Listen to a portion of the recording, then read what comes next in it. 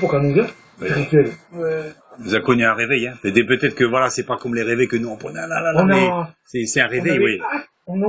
Avant, au faubourg, on avait hâte que ce soit mardi pour la réunion de prière. Pourtant, c'était la prière. C'est mardi, jeudi. Vous venez là. Bah, alors moi, je dis comme ça, moi, je suis content d'avoir des vidéos. Mais au contraire, moi, c'est plutôt que je suis malheureux de toutes les vidéos que je n'ai pas eues, que j'ai pas pu filmer. Mais enfin, c'est toujours ça. Alors, le fameux témoignage de l'hôpital. Voilà. Donc, je vais à l'hôpital, là-bas. Je rentre dans une chambre. Il y avait une jeune fille de 14 ans. Et puis, je rentre, elle dit bonjour. Elle dit, qu'est-ce que vous avez? J'ai la tuberculose osseuse. C'est les os qui deviennent mous comme les crabes. Ah oui, elle avait osseuse. Après, elle dit, mais vous connaissez Jésus? Il dit, la jeune fille, là. Elle dit, oui, mais moi je suis protestante. Elle dit ça, mais est-ce que vous avez accepté Jésus dans votre cœur? Elle dit, non, mais moi je suis protestante. Après, il dit ça, j'ai insisté encore. Vous avez reçu Jésus dans votre cœur? Elle m'a dit non. Est-ce que tu veux maintenant que nous on prie pour toi, pour que Jésus rentre dans ton cœur? Elle dit oui. Donc, pour que j'étais pas tout seul, j'étais avec des frères et des sœurs, des jeunes, de la jeunesse du faubourg, à l'époque. À l'époque. J'ai dit à une jeune sœur, allez, prie pour elle, pour que le Seigneur guérisse sa maladie. Hein. On a prié pour... Non, pardon. Pour que le Seigneur rentre dans sa vie. Hein. Dans sa vie. Voilà, la conversion. Quoi. On a prié, la sœur a prié pour elle, pour que le Seigneur rentre. Puis, juste après la prière, elle m'a dit, écoute, maintenant, t'as accepté Jésus de ton cœur. Et pour eux, très vite, il dit comme ça, Jésus-Christ est lui-même hier, aujourd'hui, éternellement. Et on va prier pour toi, pour ta maladie. Il dit, mais lorsque tu seras guéri, ne viens pas dans les assemblées. Reste chez les protestants. Puis dis que c'est Jésus qui t'a guéri. Et on a prié ensemble. J'ai plus jamais revu cette fille. Plus jamais. Une dizaine, je crois. Une dizaine d'années plus tard. On était là-bas au Faubourg, la nouvelle salle. Là, c'était des personnes, des sœurs, quoi, qui avaient fait une retraite à Tia. Ils sont venus, là, pour témoigner. Alors, c'est toujours à Tia. Tout le monde y parle. Moi, j'étais avec le fameux groupe de jeunes, Toujours le même. toujours le même. Il est amené là-bas au Faubourg. Toujours le même, hier, aujourd'hui, mais pas éternellement. Et puis voilà que tout le monde y parle. Les sœurs. Puis après, on voit une femme qui se lève, qui va devant, puis dit comme ça, moi je ne vais pas vous parler de Tia, ce que le Seigneur a fait pendant la semaine, mais je vais vous parler d'une chose. J'avais 14 ans, à l'époque. Et puis, je sais pas si c'était un Javanais ou un Japonais. Et puis, mais il y a une personne qui est venue me voir, qui me parlait de Jésus. Je me souviens simplement de son prénom. Et voilà qu'il dit mon prénom. Et moi, j'étais embarrassé, je baisse la tête. Il dit comme ça, j'avais telle maladie, et ils ont prié pour moi. Et le Seigneur m'a guéri. Mais moi, je ne pouvais pas rester chez les protestants. Parce qu'il n'y avait pas cette parole de vie. C'est son témoignage à elle. Ouais. Donc, elle s'est tournée vers l'assemblée, là, c'est le Seigneur, s'est baptisée. Et cette personne-là, maintenant, elle vit à Poro, je crois, ou Wailou. Ah ouais. Mais après la réunion, qu'elle a témoigné comme ça, elle est venue en civil, on s'est dit bonjour. Dis bonjour. On s'est pris la coulade, on a pleuré ensemble. Elle t'a reconnu. Elle m'a reconnu, bien sûr. Ouais. Moi, voilà donc ce que Dieu a fait. Hein. C'est merveilleux de ça comme ça. Là. Voilà, des protestants. Toi, tu l'as pas systématiquement, tiens, un peu comme Jésus l'a dit. Ah, tu vas pas retourner à l'assemblée, mais va chez toi pour témoigner. Voilà. Va vers les tiens. De pas prendre les âmes pour les amener dans notre assemblée. Oui. Systématiquement, pas forcément même. Là, c'est pas obligatoirement. Là, c'est Saint-Esprit qui a fait comprendre que pour le moment, quand c'est les protestants, ils n'avaient pas la parole de Dieu. Voilà.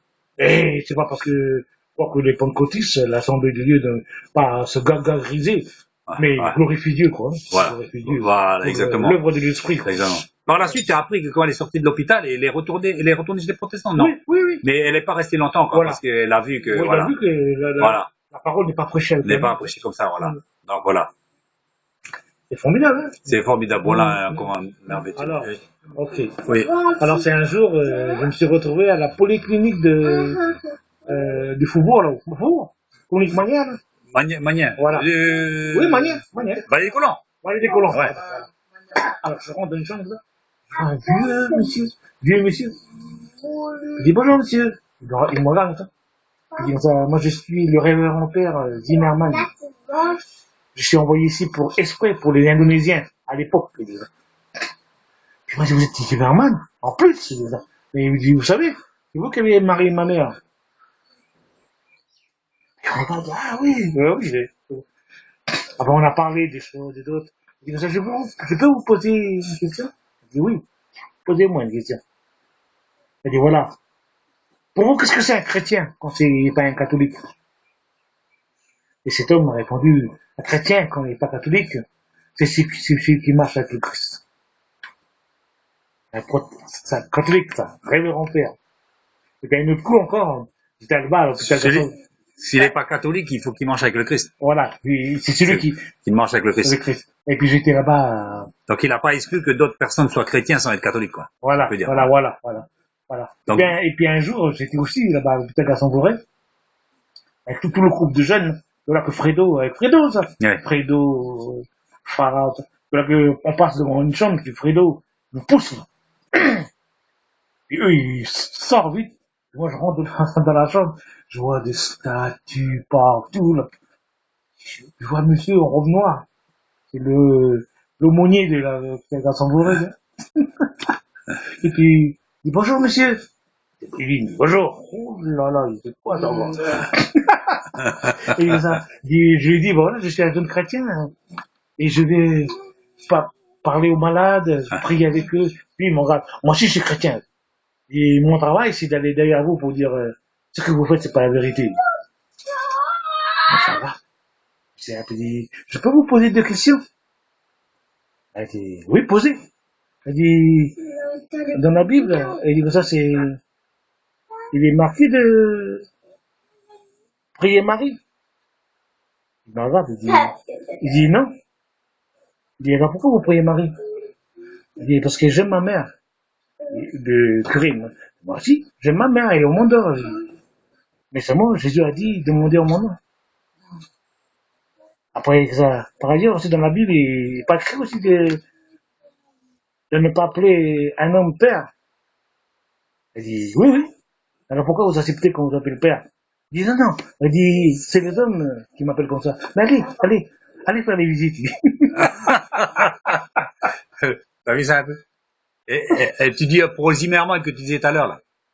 Zimmerman, il a dit quoi? Il a été envoyé pour les Javanais. Oui, c'est vrai. Et comme tu disais que les Javanais, c'est vrai, ils étaient maltraités avant, comme des esclaves. Cet homme-là, ce vieux révérend père, là, à l'époque, quand il est là, il avait honte d'être un blanc à cette époque. Zimmerman. C'était un pseudo-esclavagiste, ici en Calédonie. Ah ouais, d'accord. Ah oui. C'est de la bouche de cet homme, hein. Il avait honte de ça, ouais. Oui. Il cautionnait pas. Non. Comme certains qui pouvaient trouver une forme de conscience pour vivre avec ça. Ouais. Et lui, non. Ouais. Voilà pourquoi quand mon père me racontait tout ça, là, quand j'avais gardé la haine pour le blanc. Ouais, d'accord, ouais, c'est normal. Que maintenant le Seigneur m'a enlevé, quoi. Enlevé tout ça, là. Bref, dès que le frère Herman, là, même quand il était chrétien, mais il avait encore des racines du mal et que le Seigneur a fini par délivrer. Voilà, merci mon frère, c'est ce merveilleux témoignage. Là, c'est des trucs, voir encore le sourire au frère. Marcella. Mais c'est pour qui? Journaliste à Nahan ou bien Chambellan? Là, il y a pas les journalistes à YouTube. Mon père, donc, il m'a mis à la porte. Et puis. Ton vrai père t'avait mis à la porte? Mon vrai père, ouais. Non, mais dis-moi à la partie, parce que ton Jani, il avait dit, oui, t'as ta chance, parce que toi, t'es un mec spirituel. Il y avait un frère, à l'époque, qui s'appelle Daniel Trojani, qui maintenant il est près du Seigneur. Il me disait comme ça, oh Herman, toi, ta famille, toute ta famille d'être au Seigneur, c'est pas possible. Tu parles en langue et tout ça. C'est merveilleux, quoi. Je savais pas que dans quelles conditions j'étais le seul de la famille de convertir, moi, en fait. Et puis ça y est, le dimanche, c'est pour ça qu'il faut faire très attention en tant que chrétien. Le dimanche, au culte bas, il y a un frère qui faisait le genre, il chantait ce cantique-là. Jusqu'au bout, je veux te suivre, dans les bons, les mauvais jours. Après, il dit Amen, Amen, c'est vrai. Mais le lundi, quand quand allongé dans ma chambre, j'entends quelqu'un qui frappe à ma porte. Mon vrai père, il dit, tu prends toutes tes affaires et puis tu dégages chez nous. Parce que nous, les musulmans, c'est pas ça. Il n'y a pas de Jésus, là. Bon, je suis parti 3 ans après. J'ai plus de contact avec mon père. Quelques années plus tard, 3 ans, quoi. Je vais à la valisière pour me faire couper les cheveux. Je vois un vieux jauni qui est là. Il me dit, t'es le fils d'un tel? Je dis oui. Bon, je t'attends là quand je t'amène chez ton père. Et puis, moi, dans mon tête, je pensais, mais il se mêle de quoi, lui, là? Et puis, voilà que, après le coiffeur, hein, il m'amène devant la porte de mon père. Puis lui, tout ça, lui. Tout de suite. Aussitôt. Et puis, je frappe, moi, là. Mon père, il ouvre la porte. 3 ans, je l'ai pas vu. Première chose qu'il va dire, Herman, si jamais je meurs, il n'y a pas de Jésus pour moi. Je ne veux pas entendre parler de ça. Et puis moi, je lui ai dit, papa, ça fait 3 ans, on s'est pas vu, tu peux quand même dire bonjour. Bon, il s'embrasse, il dit, allez, rentre. Et puis je lui pose la question, il dit, papa, si jamais tu meurs, là, puis Dieu te demande, Allah, il te demande, qu'est-ce que ça fait de Jésus? Tu vas dire quoi, toi? Il a baissé la tête, il a rien dit. Ah oui, ça. Et puis je lui ai dit, papa, moi, je peux pas te parler. Parce qu'il y a des mots que je peux pas, en javanais. Est-ce que tu accepterais que les frères viennent te voir? Et puis, c'est un frère qu'on connaît bien, l'assemblée. Un des anciens de l'assemblée du football s'appelle Datsuki. Dasuki. Ouais, le vieux Dasuki qui est resté au 6e, au 4e. Voilà. Ouais. Il nous voit, là. Témoigner à mon père, tout. Ah ouais, c'est bien. Oui, il a témoigné, ouais. Et puis après, il a demandé à mon père de suivre le Seigneur, quoi. Ouais. Et comment il a répondu, mon père? Il dit non. Moi, je veux faire ma vie encore. Je veux pas le Seigneur. Je veux faire ma vie. Alors, voilà, donc. Puis il est parti sans vraiment connaître le Seigneur. Ouais, d'accord, ok. Mais il a entendu témoignage. C'est un témoignage. Bon, on sait pas à la fin de la vie que s'il est pas mort d'un coup, on sait pas si son esprit, qu'est-ce qu'il a fait exactement. Non, malheureusement, ouais. quand il est mort, mon grand-père l'a retrouvé, mais il était mort déjà. Il était mort déjà. Il est mort tout seul. Hein. Ouais, il est mort tout seul, mais on sait pas ses pensées. Voilà. Il a senti, il a senti qu'il partait. On sait pas dans son cœur s'il a fait une démarche. Tout à fait. On peut pas le savoir, ça. D'accord, gloire à Dieu.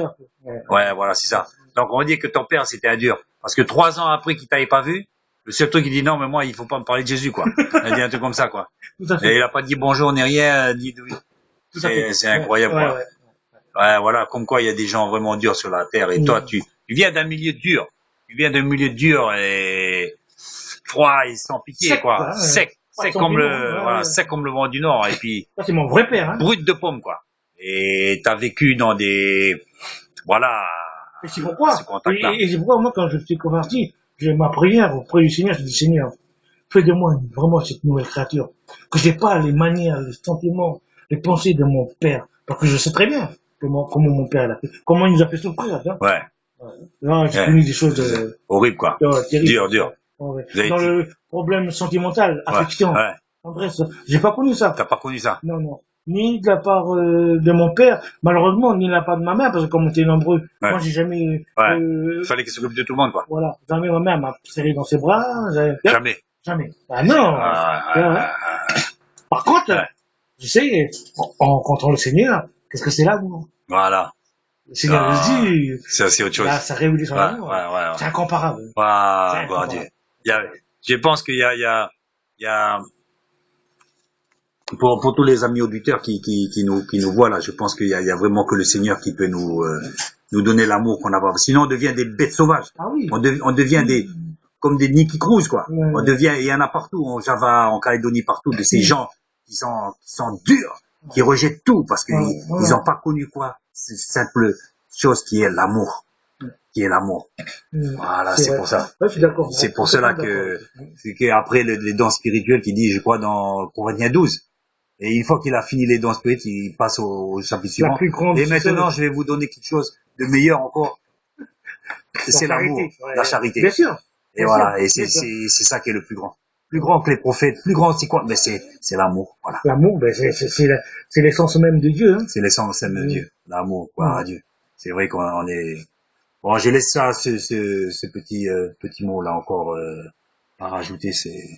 On peut pas rajouter du bien au bien, parce que c'est déjà bien. Amen.